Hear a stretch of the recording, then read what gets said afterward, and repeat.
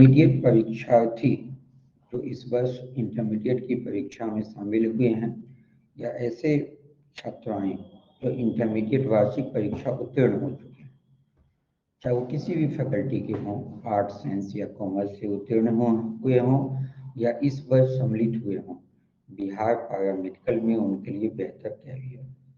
क्या होता है बिहार पैरामेडिकल, इसको हम विस्तार से जानें। Bihar paramedical DCEC diploma combined entrance competitive examination के माध्यम से स्वास्थ्य विभाग बिहार सरकार के द्वारा BCEC बोर्ड के द्वारा ली जाने वाली एक प्रतियोगी परीक्षा है। यह एक संयुक्त प्रतियोगी परीक्षा है जिसके पैरामेडिकल में 3 तरह के कोर्सेज शामिल होते हैं। पहला तो GNM का होता है जिसमें सिर्फ साइंस की बच्ची जा सकती है और साइंस में भी हुई छात्राएं जा सकती है जिनका सब्जेक्ट ग्रुप PCB हो, यानी फिजिक्स केमिस्ट्री बायोलॉजी से। GNM 3 इयर्स का होता है और इसमें प्रशिक्षण के बाद इसका प्रशिक्षण गवर्नमेंट मेडिकल कॉलेजेस या GNM संस्थान में होता है और इसमें प्रशिक्षण के उपरांत GNM ग्रेड A नर्स में अपॉइंटमेंट होता है जिसमें अच्छी सैलरी मिलती है। दूसरा ANM है जिसमें आर्ट साइंस और कॉमर्स तीनों की छात्राएं जा सकती है। वे छात्राएं जिनका लैंग्वेज पेपर एक इंग्लिश हो, तो ये छात्राएं जा सकती है, आर्ट साइंस कॉमर्स किसी की भी हो। साथ में इस कोर्स को करने के बाद इसमें 2 इयर्स का प्रशिक्षण होता है। 2 इयर्स का प्रशिक्षण गवर्नमेंट जो ANM ट्रेनिंग कॉलेजेस हैं जो लगभग प्रत्येक जिला में अवस्थित है, साथ है ऐसे भी कई जिले हैं जिसमें एक से अधिक प्रशिक्षण संस्थान उपलब्ध हैं, कई अनुमंडल अस्पतालों में भी उपलब्ध हैं। तो ये 2 इयर्स का प्रशिक्षण होता है। इसमें प्रशिक्षण के साथ साथ स्टाइफन भी दिया जाता है छात्राओं को, साथ ही आवासन वो फ्री होता है बिहार सरकार के द्वारा और वो ट्रेनिंग जो कॉलेज होते हैं उसी कैंपस में इनका आवासन भी होता है। और इसमें भोजन की व्यवस्था जीविका दीदियों के माध्यम से कराई जाती है जो न्यू नॉर्म्स आया है बिहार सरकार का स्वास्थ्य विभाग का। इसमें प्रशिक्षण के बाद ग्रेड B नर्स में अपॉइंटमेंट होता है मेडिकल कॉलेजेस में या हॉस्पिटल्स में। इसमें काफ़ी ज़्यादा वैकेंसीज होती है इसलिए इसमें जॉब चांसेस बहुत अधिक होता है। तीसरा कोर्स होता है पैरामेडिकल का जिसमें lab technician, OT assistant, x ray technician, ophthalmic assistant, sanitary inspector, orthotic and prosthetic engineering, dental hygienist, dental mechanics, इस तरह के कोर्सेज हैं। और इस कोर्स में बॉयज और गर्ल्स दोनों जा सकते हैं, साइंस ग्रुप के, खासकर PCB ग्रुप के। मैथ के ग्रुप के बच्चे डिप्लोमा इन एग्रीकल्चर और डिप्लोमा इन फार्मेसी में और साथ ही डेंटल हाइजीनिस्ट में जा सकते हैं। तो इस तरह से छात्राओं के लिए इसमें काफ़ी बेहतर कैरियर है और इसमें जॉब की संभावना काफ़ी अधिक होती है। और फ़र्क यहाँ हम लोग करते हैं कि गवर्नमेंट कॉलेजेज और प्राइवेट कॉलेजेज में क्या फ़र्क है। तो परीक्षार्थी को या फिर जो भी छात्राएं हैं उनको 3 फायदे हैं। पहला फायदा यह है कि जो गवर्नमेंट कॉलेजेज है उसमें ट्रेनिंग प्राइवेट कॉलेज की अपेक्षा अच्छी होती है क्योंकि इनका जो ट्रेनिंग होता है वो गवर्नमेंट हॉस्पिटल्स में होता है और गवर्नमेंट हॉस्पिटल्स में वैरायटी ऑफ पेशेंट्स होते हैं, नंबर ऑफ पेशेंट्स अधिक होता है। तो थ्योरेटिकल नॉलेज से ज़्यादा मायने रखता है मेडिकल फील्ड में प्रैक्टिकल नॉलेज। तो प्रैक्टिकल नॉलेज बहुत बेहतर हो जाता है। हम ये नहीं कह रहे कि सभी निजी संस्थानों में प्रैक्टिकल नॉलेज बहुत बेहतर नहीं दिया जाता, लेकिन हाँ अधिकांश में बेहतर नहीं दिए जाते हैं। गवर्नमेंट कॉलेजेस में प्रैक्टिकल नॉलेज बहुत अच्छा मिल जाता है। दूसरा क्या फ़ायदा है कि जो गवर्नमेंट कॉलेजेस में बच्ची जा रही, छात्राएं जा रही, उनको या तो शुल्क लगता ही नहीं है या बहुत कम लगता है और प्राइवेट कॉलेजेस में बहुत ज़्यादा शुल्क लगते हैं जिससे जो निर्धन छात्राएं हैं वो नहीं जा सकती, निम्न मध्यम वर्गीय छात्राएं उसमें नामांकन नहीं ले सकती, तो इसका फ़ायदा मिल जाता है। और तीसरा फ़ायदा है कि जब आप इंटरव्यू में जाते हैं आफ्टर कंप्लीशन ऑफ ट्रेनिंग, आप जब जॉब के लिए इंटरव्यू में जाते हैं तो उसमें जो गवर्नमेंट कॉलेज से पास आउट छात्राएं हैं वो अच्छा रिप्लाई दे पाती क्योंकि उनके पास प्रैक्टिकल अनुभव होता है। साथ में जो इंटरव्यूअर है उनके दिमाग में आता है कि गवर्नमेंट कॉलेज से पास आउट होकर आई है, इसका अर्थ है कि वो कंपटीशन से गई है, यानी छात्रा में मेरिट होगा। तो इस तरह से आपके 3 फायदे हैं। और एक और फायदा है कि जो गवर्नमेंट कॉलेजेस में जो इनरोल्ड होते हैं कैंडिडेट्स उनको पर मंथ स्टाइफन भी मिलता है बिहार सरकार के द्वारा। तो इसका लाभ प्राइवेट कॉलेज के स्टूडेंट को नहीं मिल पाता है। तो इस तरह से 4 फायदे हैं और इस 4 फायदों के जरिए आपको लिए गवर्नमेंट कॉलेजेस लगाना बहुत बेहतर है। और गवर्नमेंट कॉलेज में सीधे एडमिशन नहीं होगा बल्कि उसके लिए कंपटीशन फाइट करना होगा।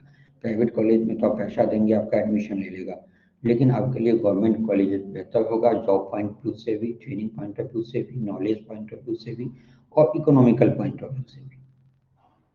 अब हम लोग ये जाने कि इसमें इसका जो कंपटीशन होता है, इसका फॉर्म कब निकलता है और इसमें कौन कौन से विषय पूछे जाते हैं, इसका बिहार में कितना सीट है। अब इसको हम डिटेल में देखें तो इसका जो फॉर्म है वो मार्च अप्रैल में प्रतिवर्ष निकलता है। इसका जो एक परीक्षा है वो जून जुलाई अगस्त में भी कभी कभार होता है। इसकी परीक्षाएं होती हैं। बिहार के कई जिलों में इसका परीक्षा केंद्र बना होता है जहां आपको एडमिट कार्ड के जरिए आप परीक्षा देंगे। उस परीक्षा में पूरे बिहार का एक संयुक्त मेधा सूची बनता है और उस मेधा सूची में आपका जो रैंक आएगा उसके हिसाब से आपको काउंसलिंग में भाग लेने के लिए आमंत्रित किया जाएगा और उस काउंसलिंग के पश्चात आपको मौका दिया जाएगा कि आप किसमें जा सकते हैं। अब आते हैं हम लोग एक एक कोर्स करके एक एक कोर्स को डिटेल में समझें। ठीक है, इसमें जो पहला कोर्स है आपका DCC पैरामेडिकल में, तो इसके प्रोस्पेक्टस वगैरह के संबंध में आपको विशेष जानकारी दे चुके हैं। अब इसके कोर्स स्ट्रक्चर के संबंध में भी हम आपको डिटेल स्ट्रक्चर देते हैं कि इसका कौन सा कोर्स है और इसका जो कोर्स है वो कोर्स क्या क्या है। देखिए DCC PE, PPE और PMM और PM ये 4 तरह का संयुक्त वैकेंसी आता है। इसमें आपको अप्लाई करना है इसके लिए PM को, ये सिर्फ PM को अप्लाई करना है, PM फॉर पैरामेडिकल। ठीक है, बिहार संयुक्त प्रवेश प्रतियोगिता परीक्षा परिषद बिहार सरकार द्वारा निकाली जाती है और इसमें जो पैरामेडिकल होता है वो इंटरमीडिएट लेवल का होता है।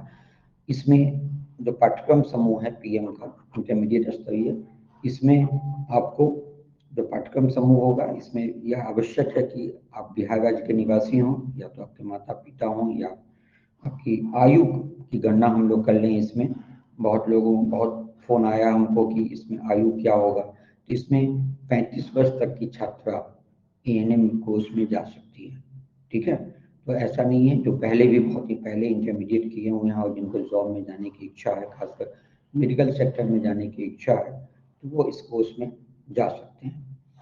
अब इसमें जो है इसका जो स्ट्रक्चर है, इसका आयु बता दिए कि 30 वर्ष है, लेकिन बाद में इसको 35 कर दिया गया है। इसमें जो डिप्लोमा इन फार्मेसी है इसमें मेल फीमेल दोनों जा सकते हैं, सैनिटरी इंस्पेक्टर में दोनों जा सकते हैं, ऑप्थेल्मिक असिस्टेंट में, OT असिस्टेंट में, लेबोरेटरी टेक्नीशियन में, एक्सरे टेक्नीशियन में, ऑस्थेटिक सहायक में, स्टाफ ग्रेड नर्सिंग कोर्स में ये सिर्फ महिला जाएगी, ANM में सिर्फ महिला जाएगी, डेंटल मैकेनिक्स और डेंटल हाइजिनिस्ट में दोनों जा सकते हैं। शैक्षणिक योग्यता डिप्लोमा इन फार्मेसी के लिए इंटरमीडिएट साइंस और फिजिक्स केमिस्ट्री मैथ हो या बायो।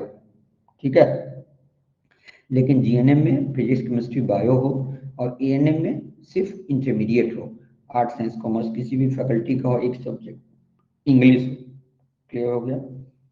अब हम लोग आते हैं कि इसमें जो है आयु सीमा बता दी है कि 35 वर्ष तक अब कर दिया गया, न्यूनतम आयु 17 वर्ष है और अधिकतम आयु 35 वर्ष है। तो न्यूनतम तो सभी का हो ही गया होगा, अधिकतम आयु जो 35 वर्ष है वो 35 वर्ष आपको 35 वर्ष तक की आयु में आप एडमिशन ले सकते हैं। और चूंकि इसमें सिर्फ बिहार राज्य के निवासी ही अप्लाई करते हैं, इसलिए आपको दूसरे स्टेट के जो स्टूडेंट होंगे उससे कंपटीशन नहीं होता। ठीक है, इसमें आरक्षण भी है, अनुसूचित जाति के लिए 16%, अनुसूचित जनजाति के लिए 1%, EBC का 18%, BC का 12% और RCG का 3% है। और जो EWS है, इकोनॉमिकली वीकर सेक्शन, उनके लिए 10%, जो आरक्षण अन्य जॉब्स में है। फर्क ये है कि ANM और GNM फुली महिला के लिए रिजर्व है, तो महिला में भी जो रिजर्व कोटि की होगी उसके लिए अलग से आरक्षण होगा, बाकी से सीट अनरिजर्व कोटि के होते हैं। ठीक है, अब इसका जो प्रश्न पत्र है, प्रश्न पत्र का स्तर क्या होता है पैरामेडिकल का, तो पैरामेडिकल में आपको सामान्य विज्ञान से प्रश्न पूछे जाते हैं 25 प्रश्न, जिसमें भौतिकी, रसायन और जीव विज्ञान के क्वेश्चन होते हैं। अंक गणितीय योग्यता खासकर जो कॉम्पिटिटिव मैथ्स होते हैं उससे 15 क्वेश्चन होते हैं, हिंदी से 15 क्वेश्चन, इंग्लिश 15 क्वेश्चन और GK 20 क्वेश्चन। इस तरह से कुल 90 क्वेश्चन होता है और ये 450 अंकों का होता है। ठीक है।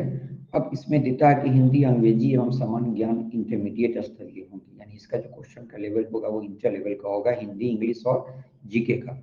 जबकि सामान्य विज्ञान का जो स्तर होगा वो माध्यमिक स्तर का होगा और मैथ का। लेकिन ऐसा नहीं है, वो 11 तक के क्वेश्चन पूछे जाते हैं, इसलिए आपको विशेष उसमें तैयारी की आवश्यकता पड़ती है। आप सेल्फ तैयारी कर सकते हैं और इससे रिलेटेड कई वीडियोस हमारे पास हैं। ठीक है। आप 11 तक का तैयारी कर लेते हैं, 9, 10 और 11 का, तो मोटा मोटी आपकी तैयारी हो जाती है।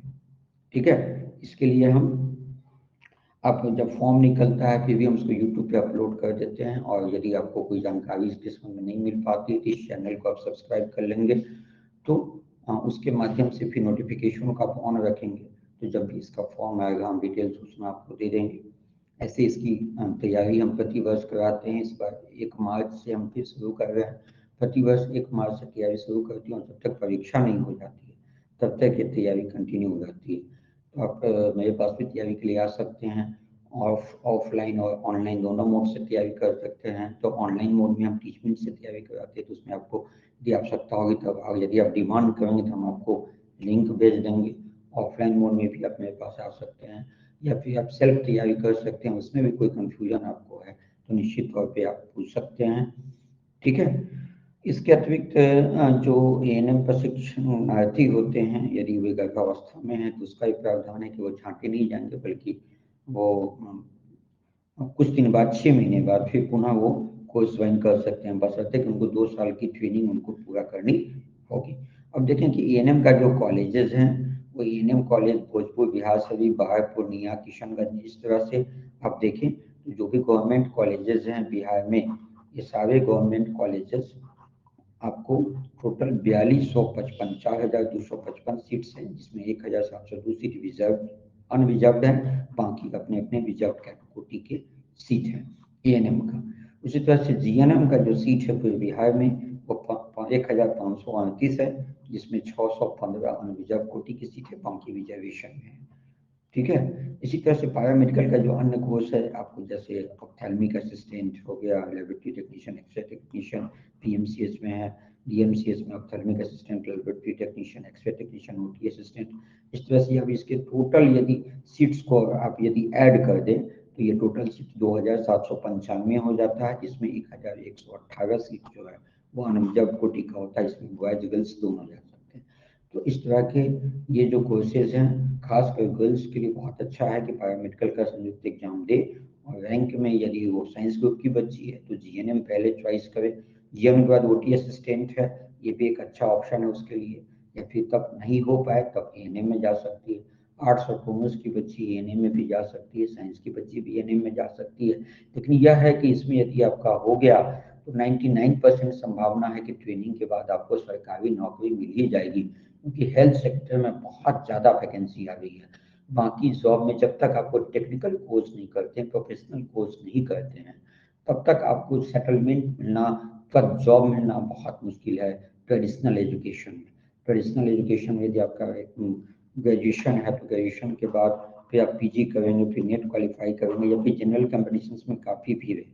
तो एक तो यह फायदा होगा कि यदि आप जनरल एजुकेशंस में हैं, ट्रेडिशनल एजुकेशंस में यदि हैं, और आप यदि बीपीएससी या यूपीएससी सब की तैयारी में यदि आप सोच रहे हैं तो बहुत अच्छा। लेकिन यदि आप इससे इतर सोच रहे हैं कि नहीं हमको जल्दी जॉब पाना है, तो बिहार पैरामेडिकल आपके लिए बहुत अच्छा ऑप्शन है, और इसमें जॉब मिलने की बहुत अधिक संभावना है।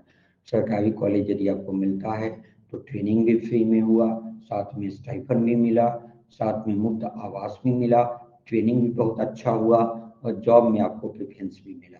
तो क्यों नहीं आप थोड़ी सी मेहनत करके, आप लोग चाहेंगे कि डीसीसीपीएम का जो एग्जामिनेशन है उसको बिहार स्तर पर आप अच्छे रैंक के साथ निकालें, और उसके बाद बिहार का जो भी टॉप मोस्ट एएनएम कॉलेजेज हैं उसमें दाखिला लें, उसमें प्रशिक्षण करें, और जल्द से जल्द आप नौकरी में जाएं।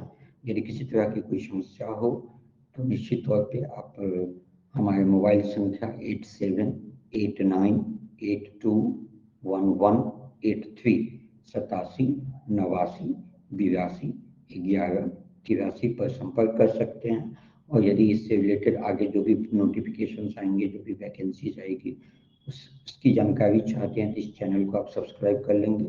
हम निश्चित तौर पे जो भी जानकारी हमें प्राप्त हो पाएगी, हम तुरंत यूट्यूब के माध्यम से, इस चैनल के माध्यम से अगले वीडियो में हम आपको शेयर करेंगे। आप सबों को उज्जवल भविष्य की शुभकामनाएं।